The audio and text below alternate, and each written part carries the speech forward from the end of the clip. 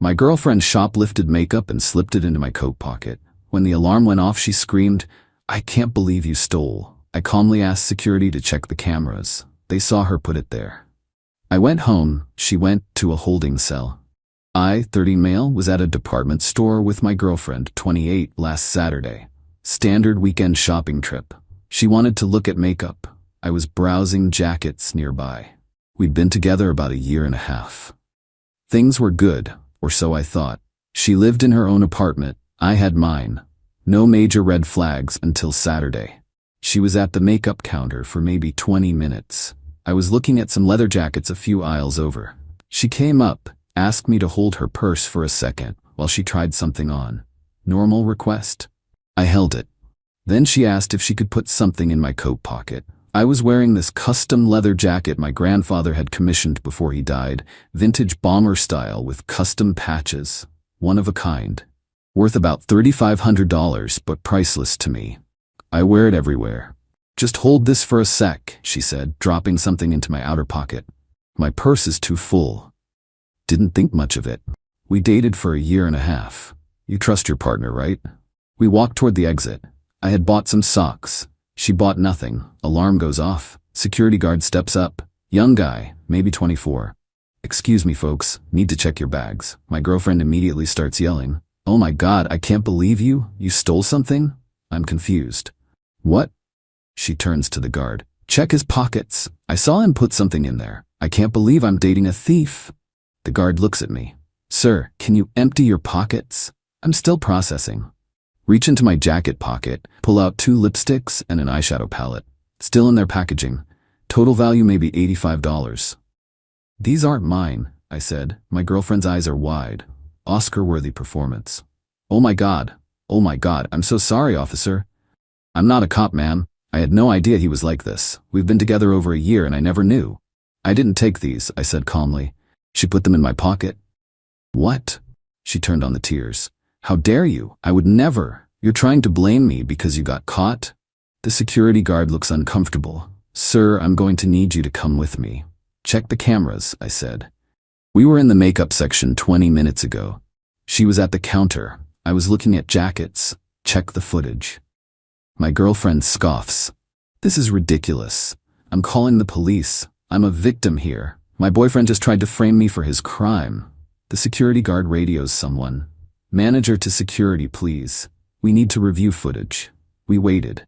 She kept up the act, crying, talking about how betrayed she felt, how she couldn't believe she'd been dating a criminal. Really laying it on thick. Manager shows up, older woman, maybe 50. "Let's go to the office." We went to the security office. Small room, bunch of monitors. The manager pulled up the footage. There it is, clear as day. My girlfriend at the makeup counter. Employee turns away for a second. She pockets 3 items, walks over to me. I'm looking at jackets, not paying attention. She reaches into my pocket, the camera catches it, drops the items in. Clear footage, time-stamped. The manager's face changed, looked at my girlfriend. "Ma'am, you're gonna need to stay here. I'm calling the police." My girlfriend's expression shifted fast. That's not what it looks like. "The camera angle is wrong. He asked me to hold them." "The footage shows otherwise," the manager said. "This is entrapment, or he pressured me. I was scared of him." The manager just shook her head. Called the cops. 2 officers showed up. 1 male, 1 female. My girlfriend immediately went into victim mode with the female officer. "He made me do it. I was afraid. He has a temper. I've been trying to leave him." I stayed quiet. Let the manager show them the footage. Both officers watched it twice. The male officer looked at me. "Sir, you're free to go. You might need to give a statement."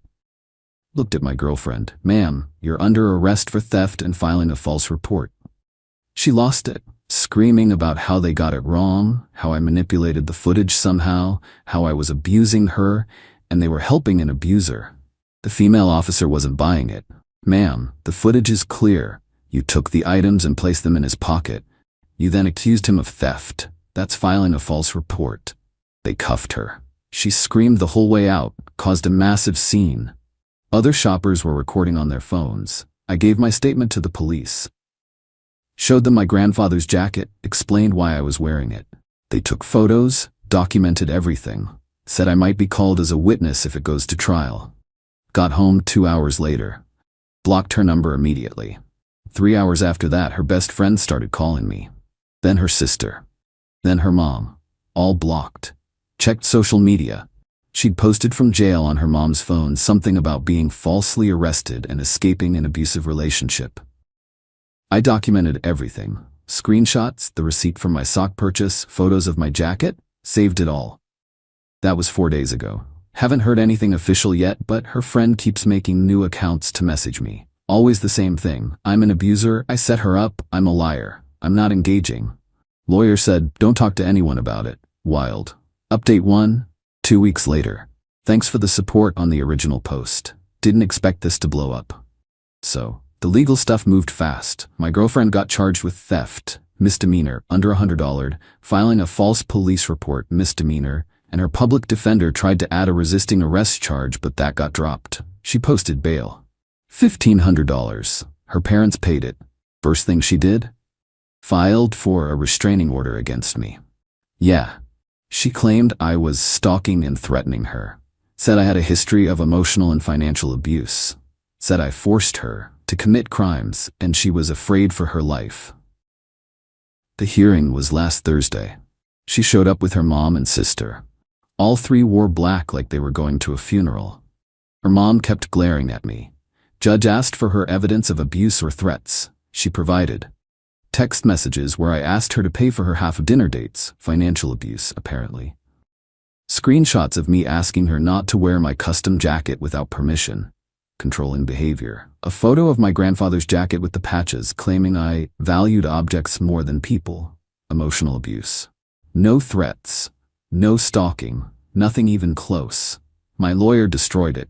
Showed the security footage again, police report documenting her false accusation, my phone records showing I blocked her and haven't contacted her once, character references from my employer and friends. Judge denied her restraining order in about 3 minutes. Ma'am, being held accountable for your actions is not abuse. Request denied. She started crying. Her mom started yelling at the judge about how the system protects abusers. Bailiff warned them to be quiet or leave.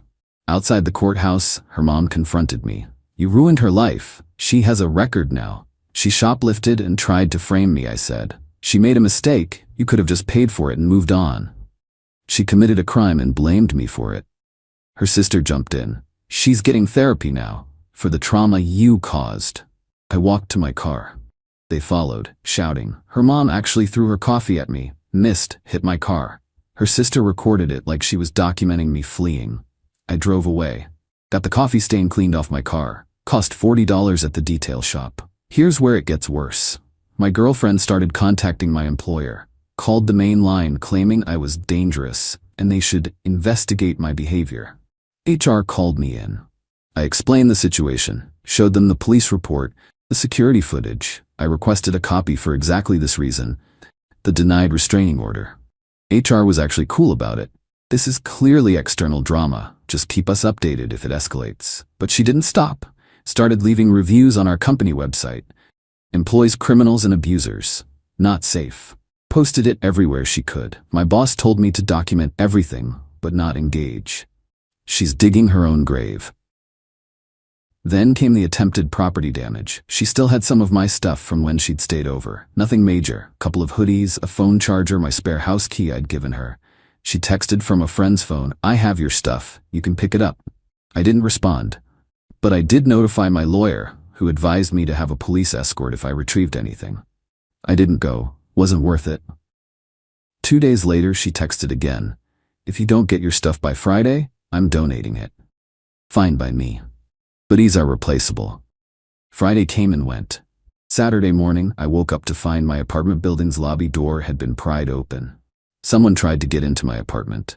Doorknob was scratched up, lock mechanism damaged. Building security footage showed her and her sister at 3 a.m. trying to break in. Didn't succeed. My door has a deadbolt, but they definitely tried. Called the police, gave them the footage. They went to her apartment. She wasn't home, but they found my stuff in her dumpster, including my custom jacket. She'd cut it up, slashed the leather, torn off the patches, destroyed it completely. My grandfather's jacket, the one thing I had from him, destroyed out of spite. Police took photos, added vandalism, and attempted burglary to her charges. The jacket was insured, thankfully. Insurance appraiser valued it at $3,800 after reviewing the custom work. But you can't replace the sentimental value. Those patches were from my grandfather's actual flight squadron. Irreplaceable. My lawyer filed for restitution as part of her sentencing. Her public defender tried to negotiate a plea. My lawyer said no. Your client has escalated repeatedly. We're going to trial. Trial's set for next month. Update 2. 6 weeks later. Trial happened last week. Wanted to wait until it was completely over before posting. The prosecution wasn't messing around. They had security footage of the shoplifting and framing, police body cam of her fake accusations, security footage of her trying to break into my apartment, photos of my destroyed jacket, character witnesses, store employees, my landlord, my boss. Her defense was something. Her lawyer tried to argue diminished capacity due to emotional distress from an abusive relationship. Prosecution shut that down immediately. There's no evidence of abuse. The defendant filed for a restraining order that was denied. She has consistently made false allegations. Her lawyer tried a different angle. My client made a mistake in a moment of panic. Multiple mistakes over several weeks. The prosecutor pulled up a timeline. She shoplifted. She framed the victim. She lied to police. She violated a denied restraining order by contacting his employer. She attempted to burglarize his home. She destroyed his property. This is a pattern. The jury was out for 2 hours. Guilty on all counts. Theft, filing a false police report, criminal mischief for the jacket, attempted burglary.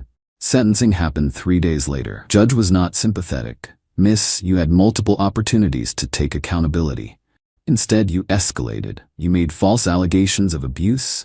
You attempted to damage the victim's reputation and career. You destroyed irreplaceable property out of spite. Her sentence: 90 days in county jail. Suspended to 30 days actual time. 18 months probation, 200 hours community service, $4,200 restitution to me, $3,800 for the jacket, $400 for other damages. Mandatory anger management classes. No contact order for 3 years. She has to pay me $350 a month until the restitution is paid. If she misses a payment, probation gets violated. Her mom stood up in court and started yelling about how unjust the sentence was. Bailiff removed her. Her sister posted a long rant online about corrupt judges and men getting away with abuse. I didn't engage. Just let my lawyer handle everything. The aftermath has been interesting. Her friends split. Half stopped talking to her after seeing the evidence. Half doubled down on the he's an abuser narrative despite zero proof. My employer put out a statement after she kept leaving fake reviews. Threatened legal action if she continued. She stopped. Lost some mutual friends over this. People who believed her without asking for my side. Fine by me. Trash took itself out. Her first restitution payment came last week, $350, exactly on time. Lawyer said her probation officer is watching her closely. As for the jacket, insurance paid out. I found the original craftsman who made it. He's retired now, but agreed to recreate it as a special project. Using period-correct leather, we'll track down similar patches. Won't be the exact same, but it'll be close. He's charging $4,500 for the work. Insurance covered $3,800. I'm paying the rest. The emotional hit was harder than the financial one.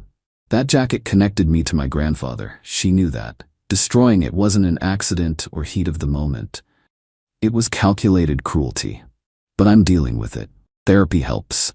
My therapist says I handled the situation well by not engaging and letting the legal system work. Final update.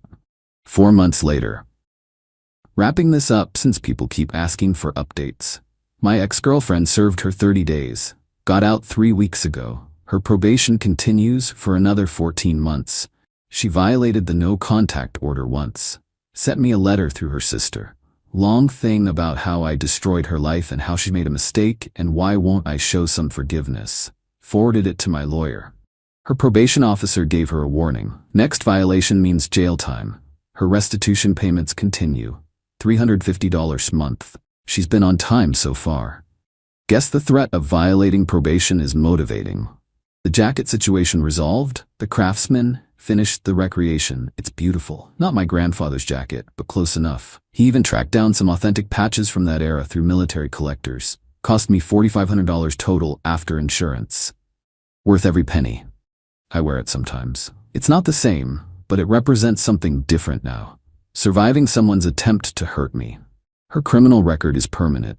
Shows up on background checks. She lost her job because of it. Retail won't hire people with theft convictions. Harsh, but that's reality. Her mom tried calling my employer to explain that it was all a misunderstanding.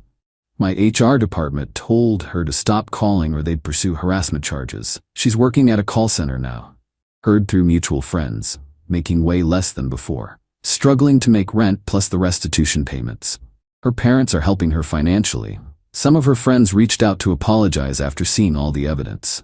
Said they felt manipulated. I accepted the apologies but didn't rekindle those friendships. Trust is hard to rebuild. Started seeing someone new.